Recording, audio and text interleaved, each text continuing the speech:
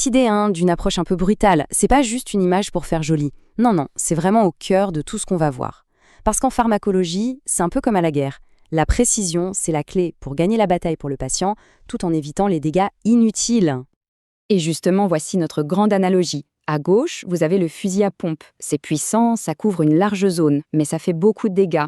Et à droite, on a le sniper, précis, chirurgical, une seule cible.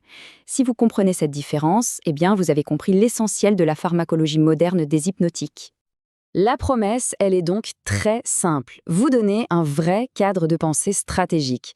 L'idée, ce n'est pas d'apprendre par cœur une liste de médicaments, ça n'a pas grand intérêt. C'est de comprendre la logique qu'il y a derrière chaque choix pour pouvoir prescrire de façon intelligente et surtout en toute sécurité. Bon, allez, on rentre dans le dur. Avant même de parler des armes, il faut absolument comprendre le terrain, le champ de bataille. En fait, l'insomnie, c'est pas si mystérieux que ça. C'est avant tout une simple question de déséquilibre. Regardez bien cette balance. Le sommeil, c'est cet équilibre parfait. L'insomnie, c'est quand la balance penche du mauvais côté. Alors, il y a deux possibilités. Soit le plateau de l'endormissement, notre interrupteur sommeil, le VLPO, n'appuie pas assez fort. Soit, et pour être honnête, c'est souvent le cas, c'est le plateau de l'éveil qui pèse beaucoup, beaucoup trop lourd, avec des systèmes comme l'histamine et l'orexine qui sont suractivés. Face à ce déséquilibre, comment on agit ? Eh bien, on a en gros 3 grandes portes d'entrée, 3 stratégies de base.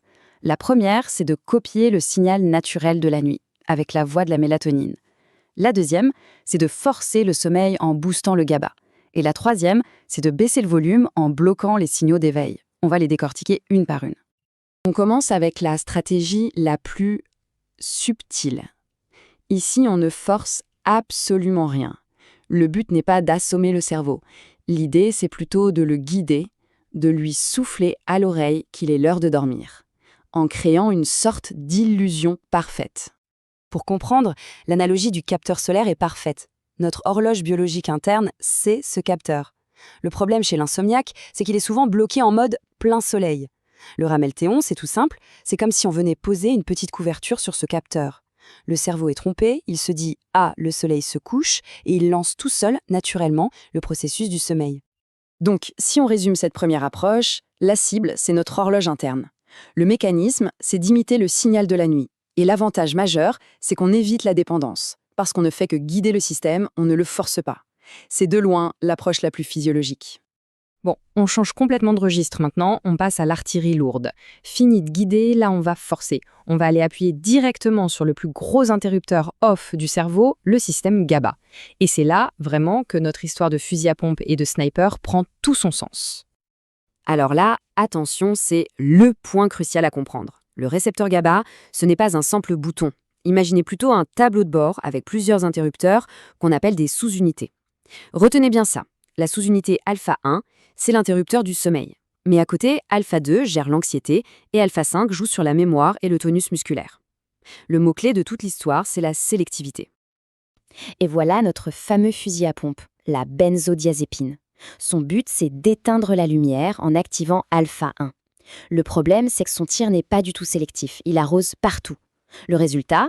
Oui, la personne s'endort, mais en touchant les autres cibles, ça provoque aussi une amnésie, un relâchement musculaire, et ça calme l'anxiété, ce qui crée un gros risque d'addiction. C'est ça, le prix des dommages collatéraux.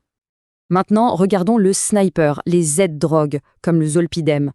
Tout leur génie, c'est qu'elles sont conçues chimiquement pour viser de manière très très sélective la sous-unité alpha 1. Le sniper ne tire que sur l'interrupteur du sommeil, il ne touche quasiment pas au reste. Et du coup, on obtient ce qu'on appelle une hypnose quasi pure, avec beaucoup moins de dégâts à côté. Mettons-les face à face, pour que ce soit limpide. D'un côté, le fusil à pompe. Sélectivité faible, cible multiple, un effet large mais avec un risque élevé. De l'autre, le sniper. Haute sélectivité, une cible principale, un effet très ciblé et donc un risque réduit. C'est la différence fondamentale à maîtriser. Allez, troisième et dernière grande stratégie. Et si le problème, finalement, ce n'était pas un manque de sommeil, mais un excès de bruit ? Ici, on ne va pas chercher à renforcer le sommeil. On va juste couper le son des systèmes qui nous maintiennent éveillés. Parfois, on a beau vouloir forcer le sommeil avec du GABA, ça ne marche pas. C'est comme essayer de dormir à côté d'une énorme enceinte à un concert. Le système d'éveil crie beaucoup trop fort. Les deux principaux responsables de ce bruit, c'est l'orexine, notre café chimique interne, et l'histamine. C'est d'ailleurs pour ça que les vieux médicaments contre les allergies faisaient dormir. L'analogie des voisins bruyants est parfaite pour ça. Imaginez, vos voisins, l'orexine et l'histamine font la fête à l'étage. Impossible de dormir. Plutôt que de vous assommer pour ne plus les entendre, il y a une solution plus maligne, aller au tableau électrique et couper leur courant.